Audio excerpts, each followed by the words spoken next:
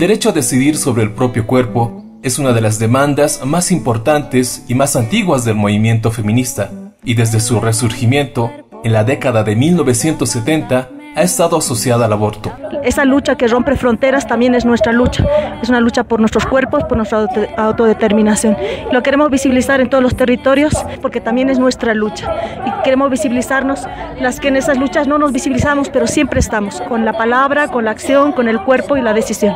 En América Latina, más de 5.000 mujeres mueren cada año debido a complicaciones relacionadas a abortos inseguros.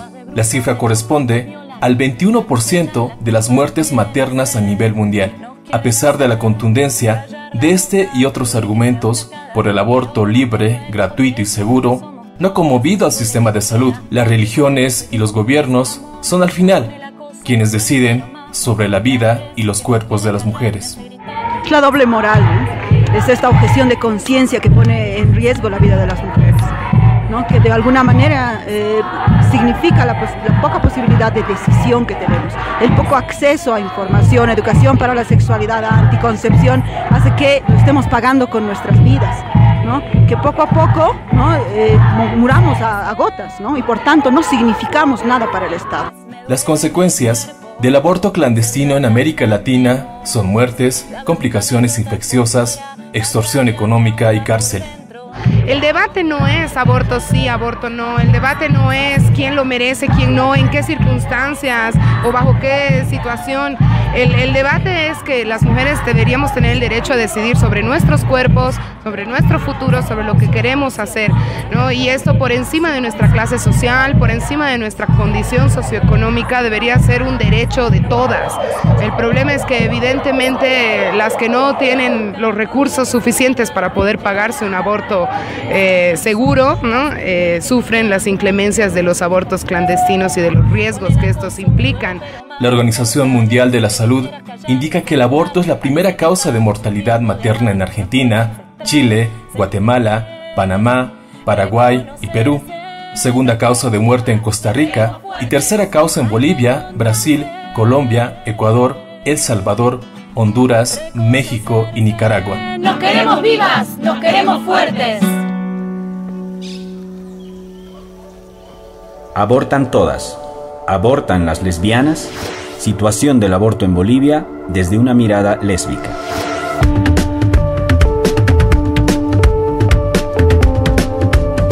Así como el movimiento feminista ha estado ligado al tema del aborto, las lesbianas han estado y están estrechamente ligadas al feminismo, y es por eso que en el movimiento a favor del aborto libre, seguro y gratuito, no se puede pensar sin la presencia lésbica en sus filas, como lo dice Adriana Guzmán, integrante del movimiento Feminismo Comunitario Antipatriarcal. Sin las lesbianas no habría este movimiento, ¿no?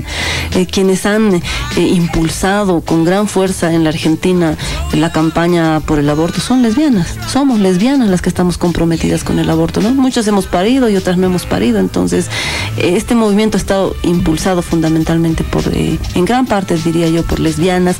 En la Argentina el bloque de mujeres migrantes, el bloque de trabajadoras migrantes es grande y ha sido igual parte importante de esta lucha.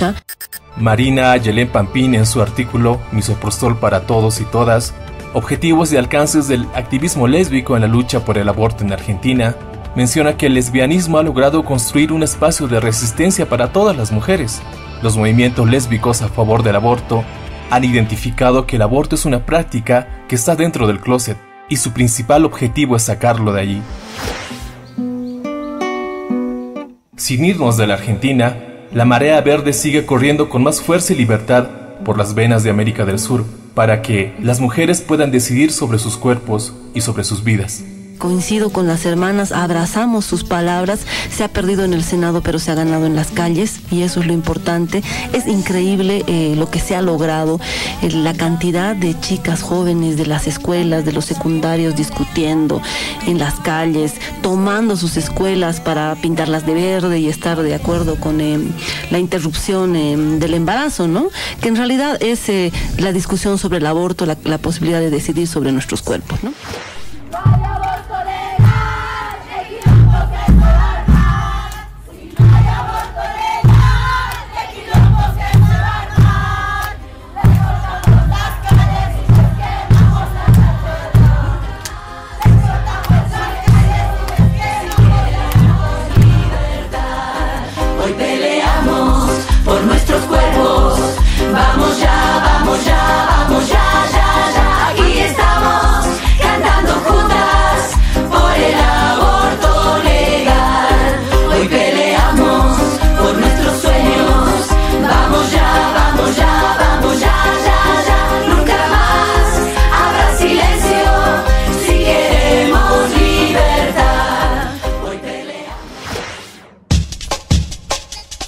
La situación del aborto en Bolivia es tuición de un Estado que fomenta la clandestinidad. Las mujeres, las más pobres, cuyas voces silenciadas resuenan en el eco de salas de aborto clandestinas, están obligadas a callar y a morir. La realidad es dura porque todos los días hay mujeres que murieron, mueren y morirán si no se plantea la lucha por el aborto libre, seguro y gratuito. Tania Nava, de Católicas por el Derecho a Decidir Bolivia, y Malena Morales, de IPAS Bolivia, ONGs que trabajan el tema, contextualizan los datos. Nosotras manejamos el dato de 80.000 abortos clandestinos por año. No hay un dato oficial, por supuesto, porque estamos hablando de clandestinidad, de inseguridad. Sin embargo, hay estimaciones que se logran hacer a partir de las hemorragias durante el primer trimestre del embarazo. Este dato nos inclina a pensar que, por supuesto, es un problema que debe ser atendido por el Estado. Primero quiero empezar con un dato que es oficial del Estado boliviano, que viene a partir del estudio de la mortalidad materna del 2011, donde indica que la tercera causa de mortalidad materna de las mujeres bolivianas es el aborto, ¿no? Con un 13%. Al ser un tema tabú, evidentemente los datos son tomados a partir de investigaciones indirectas. Desde 1973, el aborto en Bolivia es ilegal, salvo para prevenir daño a la salud de la mujer o en casos de violación. La pena es de 1 a 3 años de prisión para la mujer embarazada que consiente la operación y de 1 a 6 años para la persona que realiza el aborto. Si una mujer realiza el procedimiento por sí misma, solo puede acusársela de consentir el aborto. Fuente: Código del Sistema Penal 1973.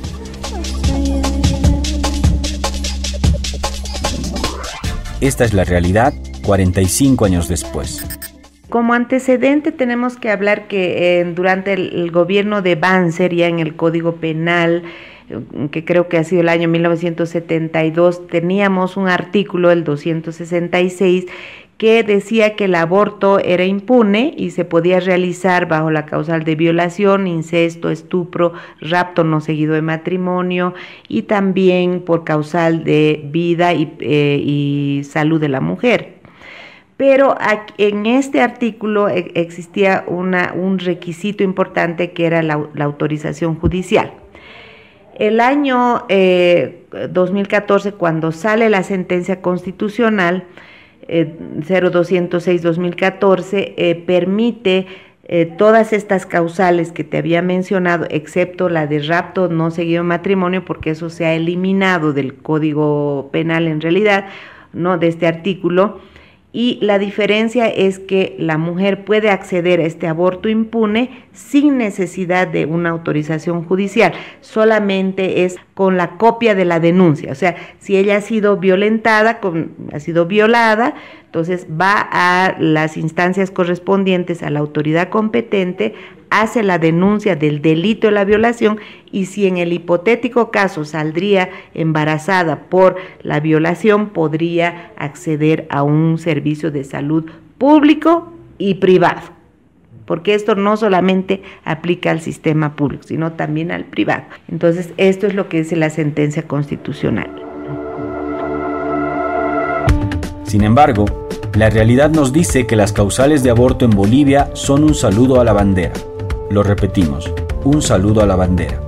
Lastimosamente, muchas de las mujeres todavía recurren, a pesar de estar inmersas dentro de estas 3 causales que le quitan toda la sanción penal a su decisión, muchas de ellas todavía recurren al circuito clandestino e inseguro, ¿no?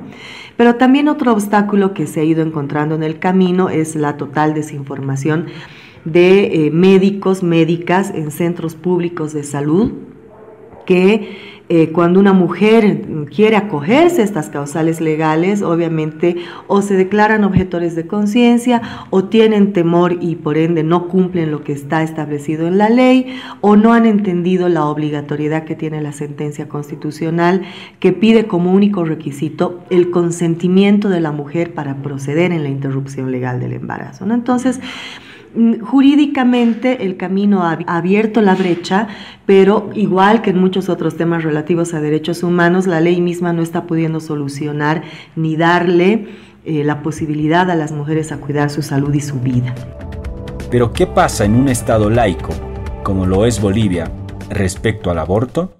Indudablemente, yo creo que hay que reconocer que Bolivia tiene muchas contradicciones, ¿no? Una de ellas es, por ejemplo, el hecho de declararse una separación entre Estado e Iglesia que debería repercutir específicamente en los programas, en las acciones de tipo estatal en ámbitos de educación y salud.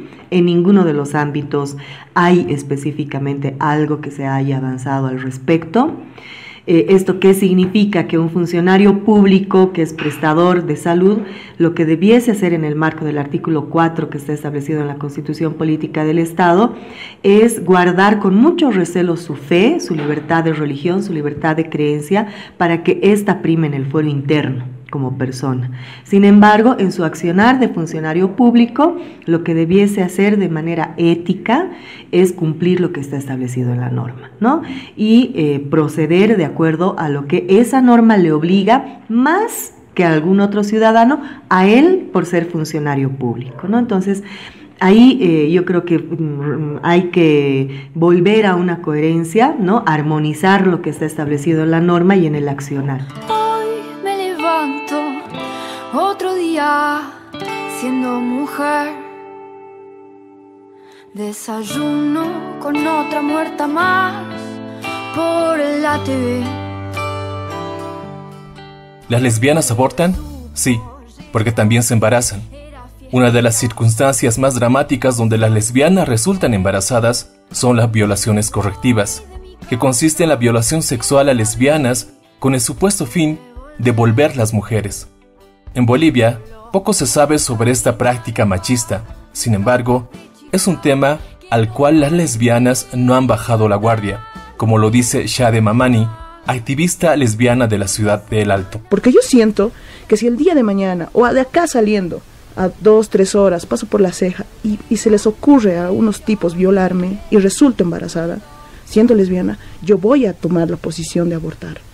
¿Por qué? Porque no voy a traer un ser a este mundo, producto de una vejación, producto de una violencia, producto de tratar de como que controlarme, porque es eso, ¿no? Es eso lo que la sociedad de repente pone, ¿no? En el artículo Perú, violaciones correctivas, el terrible método para curar a las lesbianas, publicado el año 2016 en el portal BBC Mundo, señala que de cada 10 lesbianas peruanas, 5 han sufrido violencia familiar, de las cuales en el 75% de los casos se utiliza la heterosexualidad obligatoria como mecanismo de control para corregirlas y o curarlas. Se utiliza el control emocional, el control económico e incluso la violación sexual y la muerte como forma de castigo. Este aterrador panorama nos recuerda el único caso registrado de violación correctiva que se conoce en Bolivia. El caso de Virginia Huanca aquí en El Alto, 2009. Ha sido vejada, ha sido violada, ha sido corregida, entre comillas. Producto de esto, agoniza un mes en un hospital, da los nombres de las personas que la han violado, que eran el ex marido de su pareja y el padre de la que era su pareja, ¿no? Y es esta forma en la que, imagínate que Virginia llegara a resultar embarazada de esta vejación, ¿no?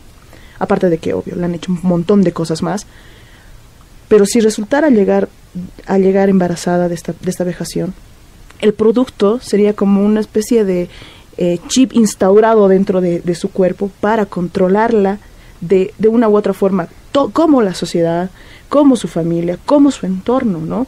Y estas correcciones yo siento que son por este simple hecho de que nos salimos del margen, de que del mismo momento, principio, agarramos y empezamos a visibilizar nuestras realidades afectivo-sexuales, nuestra orientación, nuestro ser, nuestra imagen cambia y rompe esta estructura heteronormada a la que estamos impuestos, impuestas, y muchos de nosotros hemos vivido años. Yo he vivido 16 años en esa cultura y en esa sociedad heteronormada dentro de un margen creyendo que yo podía ser una persona normal, entre comillas. Y cuando me he salido de ese margen, he empezado a sentir esa corrección de la que hablas, ¿no? Que su pollera, que era fiestera, y su asesino que... El 12 de septiembre de 2009, en la ciudad del Alto, Virginia Huanca Aliaga muere a causa de las brutales agresiones físicas y la violación sexual por parte del esposo de la pareja de Virginia, René Condori. Este sujeto cometió el atroz crimen al enterarse de la relación lésbica entre Virginia y su esposa. Parapléjica y desahuciada por un sistema médico negligente, Virginia falleció tras un mes de agonía. Me voy de mi casa, quién sabe si podré volver. Según el Observatorio de los Derechos LGBT de Bolivia, el caso de Virginia Huanca quedó en la impunidad. Porque vivas no quiero, libre sin miedo. Así vivas no quiero, libre sin miedo de ser lo que quiera ser. Voy a vestirme como quiera, con jean o con pollera, y voy a luchar por el aborto legal para que mis auroras no mueran más en manos de este sistema que nos condena. Y vamos a gritar el nombre de las que ya no están. Vivas nos quiero, libres sin miedo. Vivas nos quiero, libres sin miedo de ser lo que quiera ser.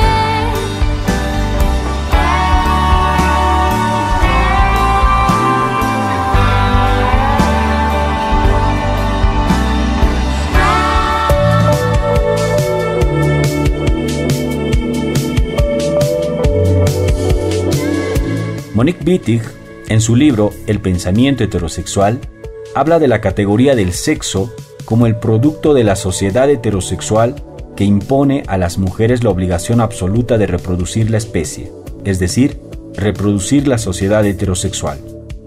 En la misma línea, Simone de Beauvoir dice que no hay destino biológico, psicológico o económico que determine el papel de las mujeres en la sociedad. Ese alejamiento del imperativo ser mujer lo plasman en la práctica concreta las lesbianas. Pero ante la violencia correctiva, como violencia machista y homofóbica contra el cuerpo de las lesbianas y la heterosexualidad obligada, ¿qué les queda a las lesbianas? Es decir, ¿abortan las lesbianas? Responde Su Linares y Adriana Guzmán, lesbianas públicas.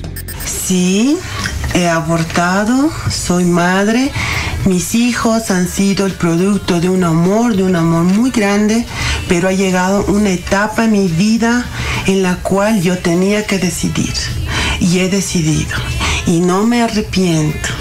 ¿Por qué? Porque para mí ha sido un gesto de amor con ese ser que venía, que, bueno, pues si te cuento un poquito, yo no sabía, no tenía la seguridad de que ese bebé me iba a venir sano, por una parte, porque yo ya tenía un niño que estaba muy enfermito, que ahora es mi ángel y me cuida desde el cielo, mi Betito.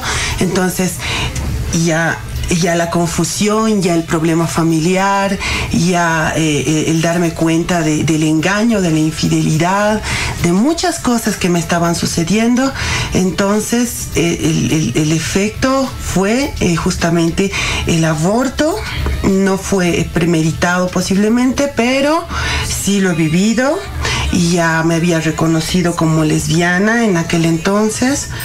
Hay una sociedad que piensa que nosotras no vamos a abortar o que nosotras estamos, no sé, pues en este asunto por conseguir una chica, ¿no? Y definitivamente no es así. Lo hacemos porque ningún control sobre el cuerpo, ninguno, ¿no?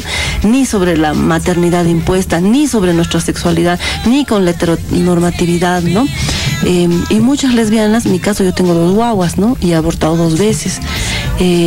y por eso estoy comprometida también, porque sé lo que significa que el sistema te imponga, te obligue, que la sociedad te obligue a parir, te obligue a criar, te obligue a amar, ¿no? Te obliga a construir esos simbólicos de deseo, de placer, y un día te das cuenta que todo era una construcción, o sea, que no era realmente lo que tú querías y lo que tú sentías, ¿no? Pero ese cuestionamiento es político, pues hay que hacerlo, ¿no?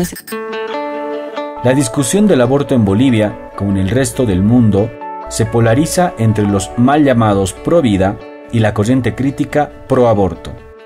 Sin embargo, muchas mujeres, lesbianas en su mayoría, tienen una posición más lúcida. Se invoca el derecho de decidir de las mujeres, hoy planteada como una lucha urgente. Comenta Pamela Flores, lesbiana independiente. Yo pienso que cada uno tiene que tener la libertad de decidir. Yo sé que es complicado porque ya más de una vez me lo han dicho, ¿no? Tú siendo madre apoyas eso. Yo creo que cada una sabe su realidad. Sabe bajo qué circunstancias es embarazado, sabe si puede hacerse cargo o no, sabe si lo quiere o no lo quiere. Entonces yo creo que el resto de la sociedad no es quien para juzgar a las personas, a las mujeres en este caso, porque quieran interrumpir un embarazo, ¿no? Esa es mi posición. O sea, apoyo el derecho a decidir porque cada quien sabe su situación personal. O sea, ser madres o abortar. Claro, o sea, yo he tenido la libertad, porque yo sé que si en algún momento hubiera decidido abortar, tal vez me hubiera choqueado un poco en mi familia, pero hubieran dicho ya, o sea, porque se hubieran dado cuenta que no podía. Tener un hijo no es ir a comprarse un par de zapatos y que cuando te aburras lo dejas en el ropero y listo. Entonces, un niño es una responsabilidad. Yo sé que es fácil decir cierren las piernas, usen métodos anticonceptivos, pero hablando así muy personalmente, yo me cuidaba cuando me embaracé de mi tercera hija, ¿no? Yo estaba con un método anticonceptivo y ahí está la niña. Entonces, no pueden decir que... Es que es eso, o sea, yo tenía un método anticonceptivo fiel, estuve usándolo durante un año y durante ese periodo yo he quedado embarazada. Entonces, no ha sido responsabilidad, si te das cuenta. Entonces, hay muchas circunstancias, situaciones en las que pasa, porque ningún método anticonceptivo es 100% seguro, lo sabemos. Entonces, si es algo que no es buscado, no está planeado y no lo quieres, lo único que va a hacer es truncarte y posponer todos los planes que puedas tener en un futuro. Por eso, mejor decidir abortar. Pero es que es mejor, porque al final vas a estar, tienes que hacerte cargo. Te vuelvo a decir, o sea, yo tengo a 3 y sé todo lo que conlleva. Entonces, no es una decisión a la ligera y es mucho mejor que alguien decida interrumpir eso en el tiempo que está determinado a que tengas que traer niños que hacen, sufren violencia, la misma familia los maltrata o terminan dándolos a luz y ni siquiera dándolos en adopción, botándolos en la calle, abandonándolos en containers. Entonces, ¿para qué? Esa es la realidad de la figura, ¿no?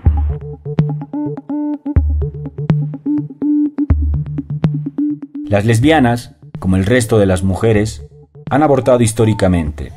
Lo han hecho ayer, lo hacen hoy y lo seguirán haciendo. Son una comunidad afectiva de mujeres que conocen bien una palabra: sororidad. Y eso se plasma perfectamente, también a la hora de abortar. Como lesbiana yo creo que es importante ahí hacer la discusión porque en diferentes países como en la Argentina están las socorristas, digamos, que son las que hacen acompañamiento, las que diríamos las abortistas que acompañan tu decisión, como dice la canción, ¿no? Entonces, las socorristas en gran parte son lesbianas. Nosotros también hacemos acompañamientos en procesos de aborto y somos lesbianas. Entonces ahí la pregunta es ¿qué onda con las lesbianas? He tenido compañeras que han tenido que hacerlo. En algunos casos he colaborado, ¿no? Ayudándoles con información, viendo cuál era la mejor opción, porque obviamente cuando una decide abortar, tampoco es que se levanta un día y dice, estoy embarazada, voy a abortar. Yo sé que las personas que deciden hacerlo barajan todas las posibilidades, riesgos médicos, psicológicos, si es que llega a haber en algunas mujeres, porque todo puede pasar. Pero he tenido amigas que han tenido que hacerlo porque no era lo que buscaban en ese momento, no era el momento en que ellas se sentían preparadas o era tema de obligación impuesta, ¿no? Pero no, nunca más las cadenas, porque ya vi